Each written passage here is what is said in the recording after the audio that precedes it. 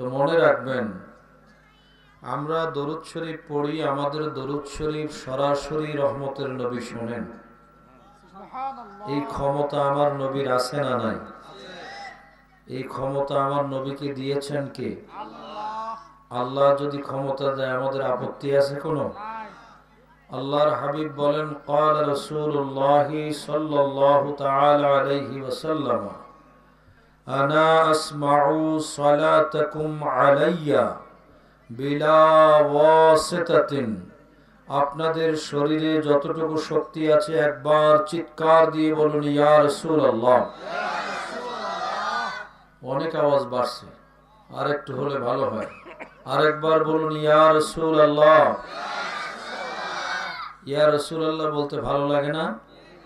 যার ভালো লাগে মনে করবেন ইমানদার, আর যদি ইয়া রাসূলুল্লাহ বলতে খারাপ লাগে মনে করবেন একটু ঝামেলা আছে। ঝামেলা? আরেকবার ভালোবেসে বলেন তো দেখি, ইয়া রাসূলুল্লাহ। আল্লাহর হাবিব বলেন, আদরের উম্মত উম্মতি, পৃথিবীর যেই প্রান্ত থেকেই হোক না কেন, তোমরা যখন আমার উপর দরুদ শরীফ পড়ো, তোমাদের এই দরুদে পাক আমি রহমতের নবী সরাসরি আমার দুই কান মোবারকে শুনি।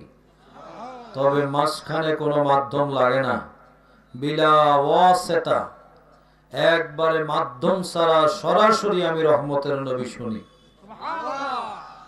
আল্লাহর হাবিব অন্য হাদিসে বলেছেন, ওয়াফি রিওয়ায়াতিন কারীমাতিন উখরা ওয়া আরিফুহুম, কারা আমার উপর দরুদ শরীফ পড়লো আমি রহমতের নবী কার ছেলে কার নাতি তাও চিনি, তাদেরকে চিনি। সুবহানাল্লাহ কোন? তো আর আল্লাহর হাবিব যেহেতু আমাদেরকে দেখেন, আমাদেরকে চেনেন, আমাদের দরুদ শরীফ শোনেন, সেক্ষেত্রে অবহেলা করলে অবহেলাটা আমার দয়াল নবী দেখবেন না? কথা বলেন, দেখবেন না বাবা? তাহলে আমরা কি অবহেলা করব না ভালোবেসে পড়বো?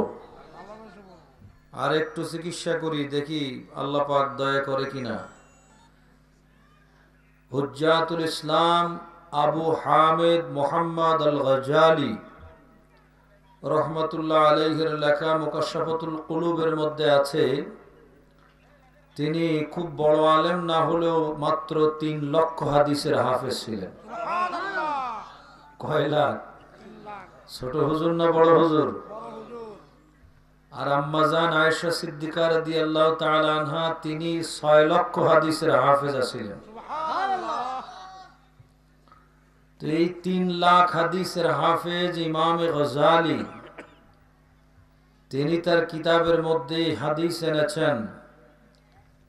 আল্লাহর হাবিব রহমতের নবী একদিন বললেন, সাহাবায়ে কেরাম, আল্লাহ তাআলা বিরাট আকারের একটা ফেরেশতা সৃষ্টি করেছেন। ফেরেশতার মাথাটা আল্লাহর আরশে আজিমের কাছে লেগে আছে, আর পা দুইটা সপ্তম জমিনের নিচে তাহতা সারা, একবারে 7 জমিনের নিচে, আর দুইটা পাখা আল্লাহর এই দুনিয়ার একটা মাশরিকে আর একটা মাগরিবে, পূর্ব প্রান্তের শেষে একটা, পশ্চিম প্রান্তের শেষে একটা। তাহলে এই ফেরেশতা বড় না ছোট? কথা কইেন বাবা, বড় না ছোট? বড়।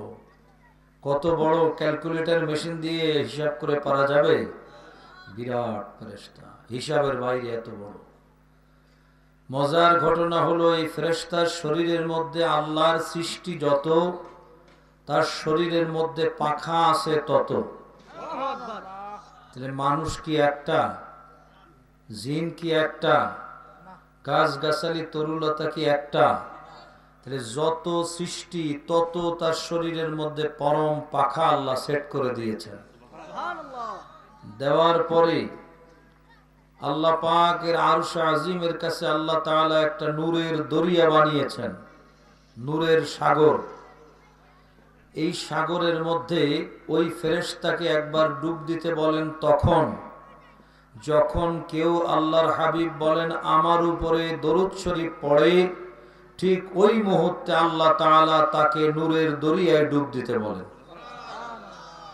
তো ডুব দিয়ে ওঠার পরে তার শরীরের মধ্যে যত পাখা আছে সমস্ত পাখাগুলো আল্লাহ ঝাড়া দিতে বলেন।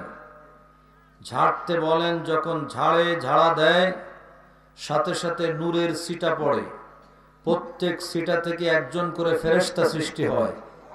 ওই ফেরেশতা কম না বেশি? হিসাব আছে কোনো? এতগুলো ফেরেশতা যেই ব্যক্তি হাবিবের উপর দরুদ শরীফ পড়ে তার জন্য দোয়া করতে থাকে। এত সুন্দর একটা কথা কইলাম, তারপরে সুবহানাল্লাহর এই অবস্থা। আপনাকে সুবহানাল্লাহর সাথে কোনো রাগটাগ আছে নি? কোনো সমস্যা আছে? একটু বড় করে বলেন না সুবহানাল্লাহ। এই তো এবার না ভালো লাগে, আর একবার বলেন আলহামদুলিল্লাহ। জবানগুলো ছেড়ে দিয়ে বলুন আল্লাহু আকবার। তাহলে আমরা সেই রহমতের নবীর দরুদ শরীফকে একটু ভালোবেসে পড়তে পারি না? দেখি আসুন একটু মহব্বতে পড়ি। আল্লাহুম্মা সাল্লি আলা মাওলানা মুহাম্মদ ওয়া আলা আলি সাইয়্যিদিনা।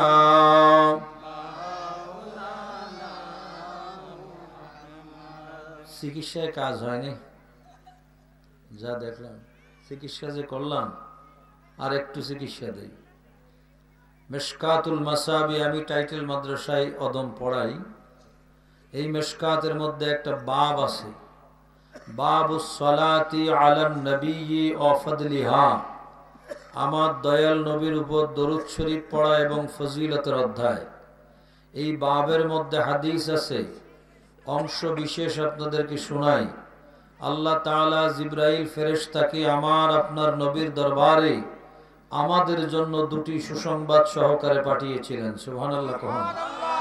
সুসংবাদ কাদের জন্য? আমাদের জন্য। তো এই সুসংবাদ কি বলবো আপনাদের? বলবো, সবাই বলতে হবে। বলবো কিনা? মাশাআল্লাহ। এক নাম্বার সুসংবাদ হলো আল্লাহর কথা। কথা কার? হাদিসে কুদসি, হাযা কালামুল্লাহ ওয়া কালামুর রহমান। এটা আল্লাহর কথা। আল্লাহ বলেছেন, মান সাল্লা আলাইকা সালাতান সাল্লাইতু আলাইহি, যেই ব্যক্তি আমার হাবিবের উপর দরুদ শরীফ পড়বে আমি আল্লাহ ওই ব্যক্তির উপরে একেবারে নগদ টাটকা তাজা রহমত নাজিল করব। একটু কাজ হয়েছে এবার। অর্থাৎ দরুদ শরীফ পড়া শুরু, রহমত নাজিল হওয়াও শুরু।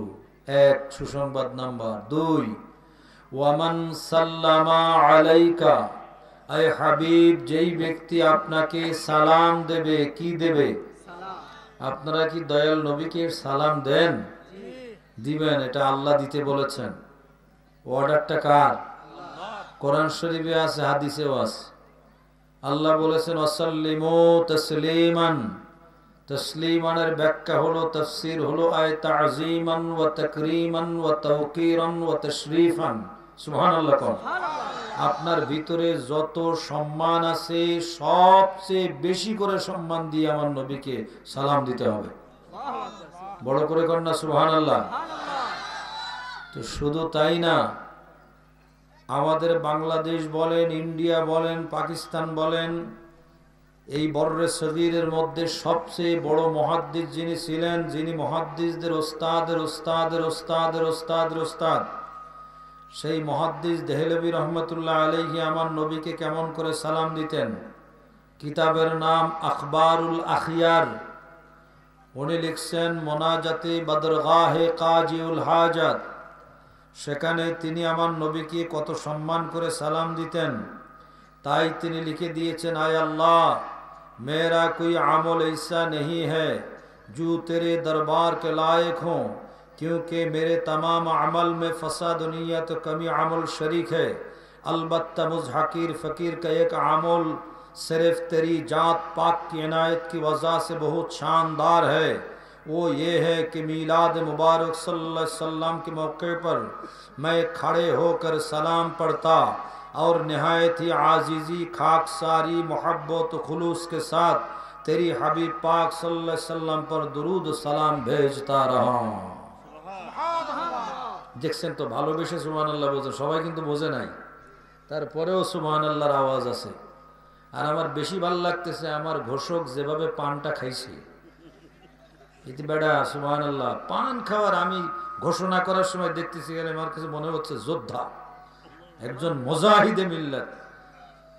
পান খেতে হবে এই কায়দায়, পানও খাওয়ার চলবে, কাজও চলবে, ঠিক কিনা? মাশাআল্লাহ। তারপরে ভাবসাবও ভালো আছে, ভাবসাবও ভালো আছে। মুহাদ্দিস দেহলভী কে একটু শোনেন। এই কিতাবটা যিনি লিখেছেন তিনি আল্লাহর রসুলের রওজা শরীফের পাশে দাঁড়িয়ে দাঁড়িয়ে 30 বছর হাদিস পড়িয়েছেন। কত বছর? 30 বছর হাদিস শরীফ পড়িয়েছেন। ওনার একটা আমল ছিল, উনি মাথার পাগড়ি খুলে আমার দয়াল নবীর রওজা শরীফ মুছতেন। তখন এত রেস্ট্রিক্টেড ছিল না, মুছে ওই পাগড়ি মোবারকে ধুলাবালি তো হইতো না, কিন্তু ওগুলো মাথায় নিয়ে ঘুমিয়ে পড়তেন। 30 বছর পাগড়ি ধোয়া লাগে না, এই পাগড়ি থেকে মেশক আম্বরের ঘ্রাণ বের হতো। আল্লাহু আকবার, ইয়া রাসূলুল্লাহ। মুহাদ্দিস দেহলভী রহমাতুল্লাহ আলাইহি হঠাৎ করে রাতের গভীরে আমার দয়াল নবী ওনাকে খ্বাবের মধ্যে ডাক দিলেন। এরকম করলে কিছু একটা কইেন, খুশি হব, মুসাফির দোয়া করে যাব। সুবহানাল্লাহ কোন। তো বললেন আল্লাহর হাবিব ডেকে, মুহাদ্দিস দেহলভী তুমি আমার হাদিসের দাওয়াত নিয়ে দিল্লির জমিনে চলে যাও, বহুত দূর, দিল্লি বহুত দূর হ্যায়। আমি যখন প্রথম ইন্ডিয়া সফরে গেছি, ইন্ডিয়াতে প্রথমে দিল্লির, কলকাতা থেকে দিল্লি পর্যন্ত বাই এয়ারে, ওই যে গো এয়ার যে বিমানটা, ইন্ডিগো, এই বিমানে করে আমি যখন গেলাম তো মনে হইল বাংলাদেশে তো কোনো বিমান ঘাঁটি বাদ নাই আমাদের ঘুরতে। তো ওখানে কলকাতা থেকে দিল্লি পর্যন্ত ফ্লাইটটা 2.5 ঘন্টা প্রায়, অর্থাৎ একটা দেশের মধ্যে কত দূর দিল্লি। তাই বলে মানুষ দিল্লি বহুত দূর হ্যায়। তো আল্লাহর হাবিব মদিনা মুনাওয়ারায় খ্বাবের মধ্যে ডাক দিয়ে বললেন, মুহাদ্দিস দেহলভী তুমি দিল্লির জমিনে যাও হাদিস পড়াবার জন্য, আমি রাসূল তোমাকে মনোনীত করেছি, সিলেকশন করেছি। সুবহানাল্লাহ কোন। হাবিব কামলেওয়ালা ডাক দিয়ে বলার পরে মুহাদ্দিস দেহলভী বলেন, ইয়া রাসূলুল্লাহ, নবী গো, চোখ খুললে আপনার রওজা শরীফ দেখতাম, দেখে দেখে সালাম দিতাম, আর এখন এত দূরে চলে গেলে আপনার রওজা পাক দেখতে না পেলে এটাই দুঃখ হবে, তবে আপনার হুকুম আমার মাথায়। সাথে সাথে নূরের নবী বলেন, মুহাদ্দিস দেহলভী তুমি এই চিন্তা করো না যে আমার রওজা শরীফ দেখতে পাবে না। তুমি দিল্লির জমিনে যাইয়া আমি রাসূলকে একবার সালাম দিবা, যখন আমার কথা মনে হবে ইয়া রাসূলুল্লাহ বলে একটা ডাক দিবা, তোমার জবান থেকে ডাক বের হওয়ার আগে আমি রহমতের নবী তোমার সামনে হাজির হয়ে তোমাকে দিদার দিব। আল্লাহু আকবার, আল্লাহ, ইয়া রাসূলুল্লাহ।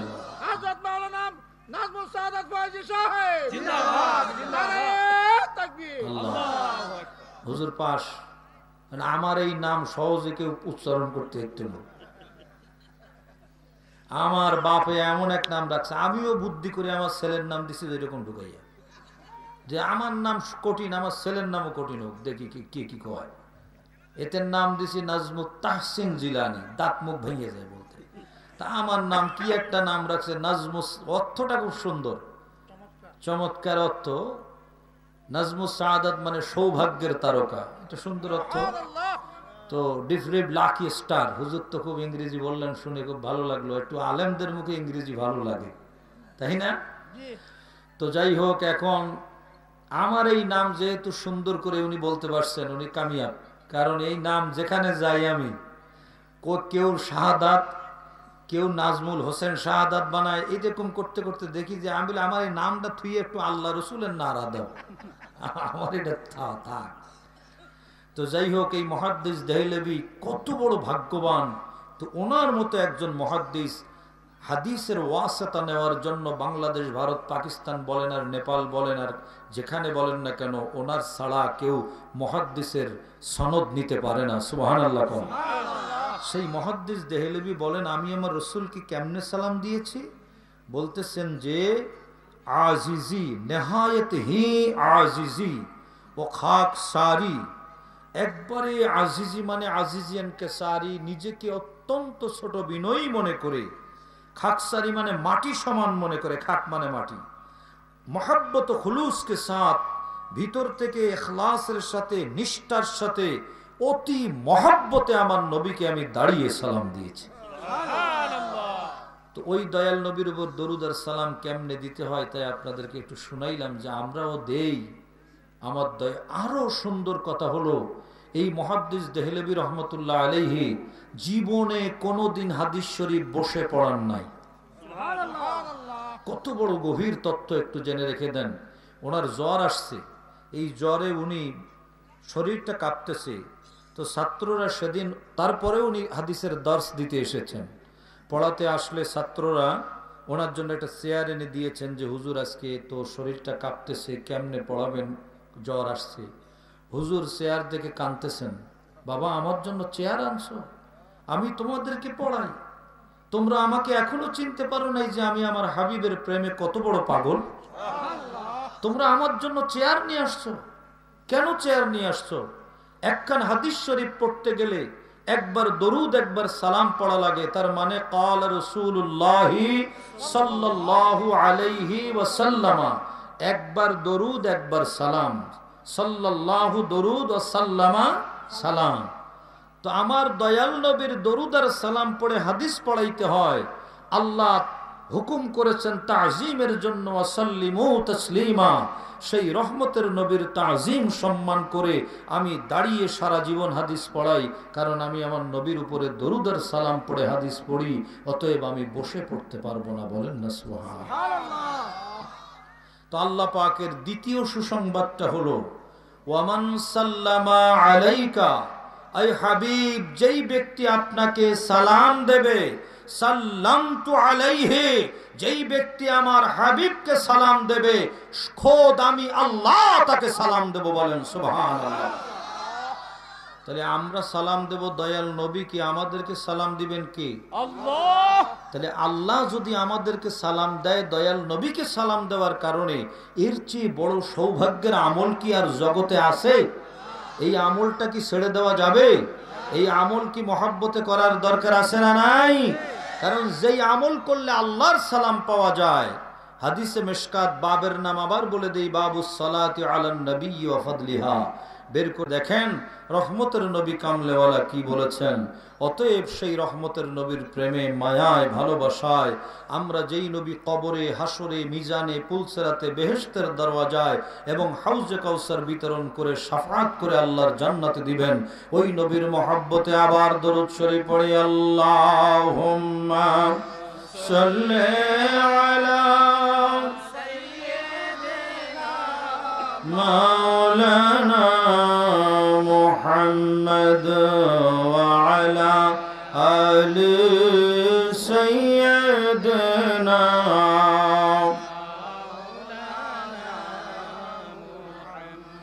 হুব্ব রাসূল খুদা, जिस दिल में हासिल नहीं, लाखों मोमिन हो मगर ईमान में कामिल नहीं। अल्लाहुम्मा सल्ली अला मरहबा मरहबा मौलाना मुहम्मद अला आले सय्यदना।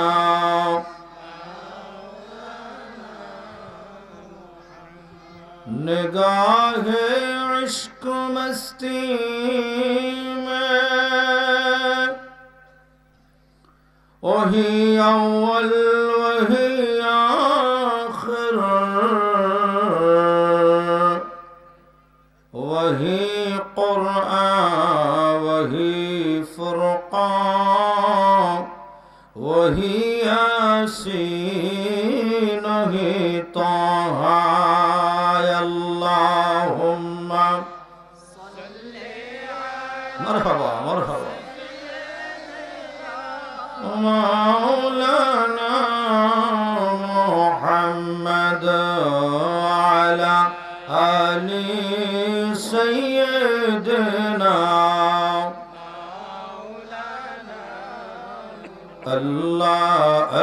আল্লাহ আল্লাহ লা ইলাহা ও বলো আল্লাহ আল্লাহ আল্লাহ লা ইলাহা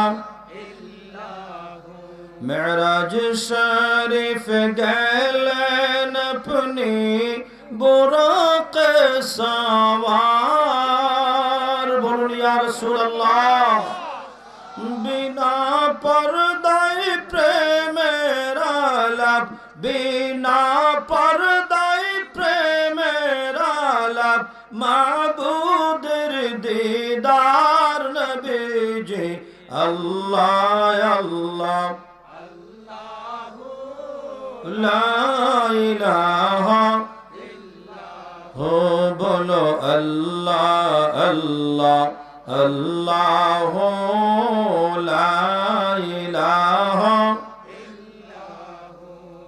আপনার জন্য হইল সৃজন তামাম জাহান কে আছে আর আপনার মতো এ বিশ্ব মাজার নবীজি আল্লাহ আল্লাহ লা ইলাহা हो बोलो अल्लाह अल्लाह अल्लाह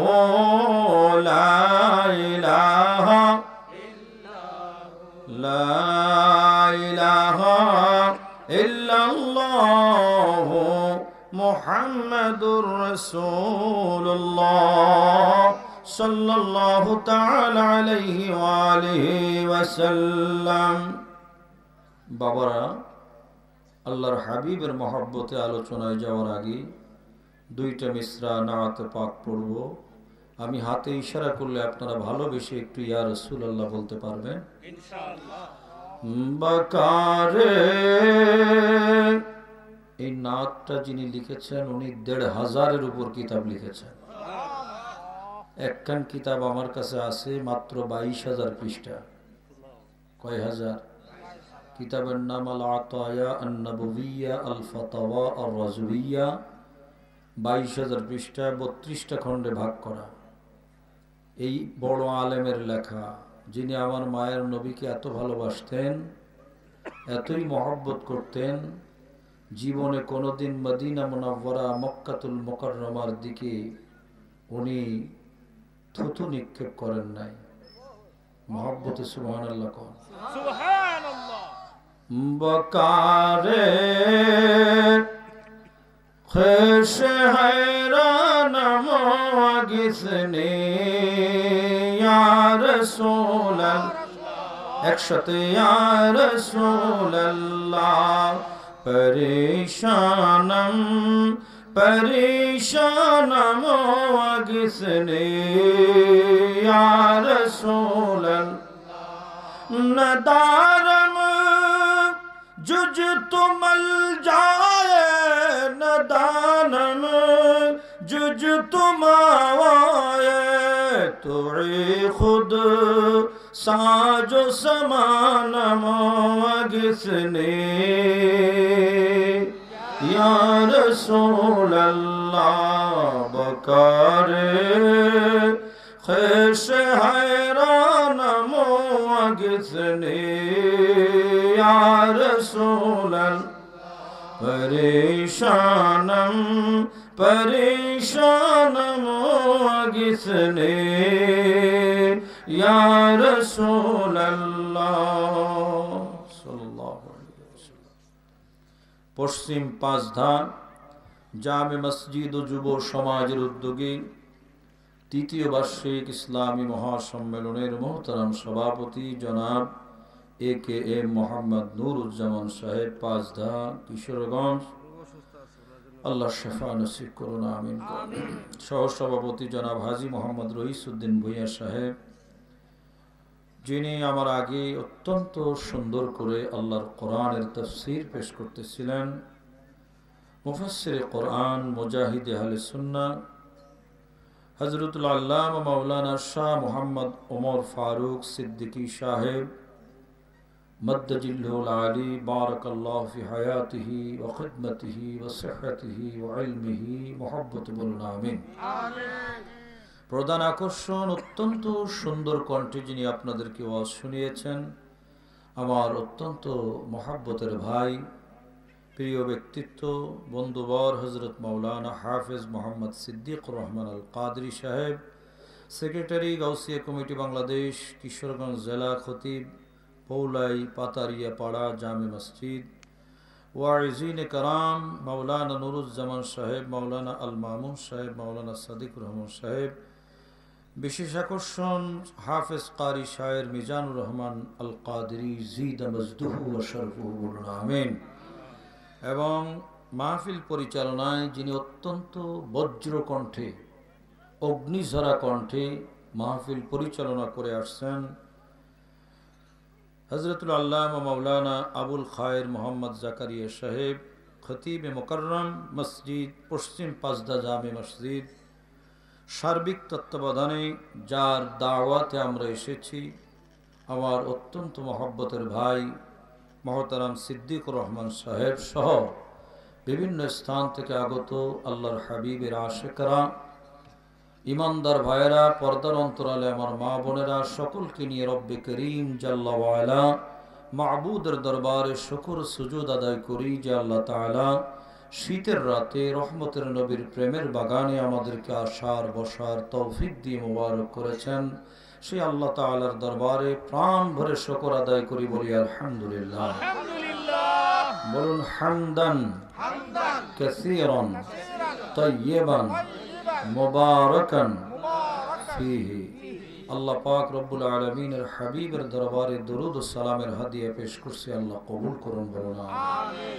আল্লাহর প্রশংসা আদায় না করলেই নয় যে আল্লাহ তাআলা অন্য কোন নবীর উম্মত না বানিয়ে হাবিবুল্লাহ রহমাতুল লিল আলামিন শাফাআতের কান্ডারি দো জাহানের ভান্ডার আল্লাহ পাকের আরশের আরশ আল্লাহর খানায় কাবার ও কিবলা কাবা শরীফ পাথর দিয়ে বানানো কিবলা আর আমার আপনার নবী হলেন আল্লাহর নূরের কিবলা বলেন না সুবহানাল্লাহ সেই রহমতের নবীর উম্মত হতে পেরে একবার আল্লাহর শুকর আদায়ের দরকার আছে না নাই মহব্বতে বলেন আলহামদুলিল্লাহ আরেকবার বলেন আলহামদুলিল্লাহ ভালোবেসে একবার বলেন ইয়া রাসূলুল্লাহ বাবারা আমার পবিত্র কালামুল্লাহ শরীফ থেকে একখানা আয়াতে কারীমা অংশ বিশেষ তেলাওয়াত করেছি আপনাদেরকে নিয়ে আমি একটু আলোচনায় যাব অল্প সময় বেশি সময় বিরক্ত করে ফজরের নামাজ কাজা হোক এমনটা কাম্য নয় অতএব আমি সেদিকে খেয়াল রেখে চলবো আল্লাহ পাকের দরবারে আমরা দোয়া করব যেন আল্লাহ আমাদেরকে শোনার বোঝার মানার তৌফিক দান করেন বলুন আমিন মহব্বতে পড়ুন বিসমিল্লাহির রাহমানির রাহিম একটা জবান বন্ধ রাখবেন না আরো বড় করে বিসমিল্লাহির রাহমানির রাহিম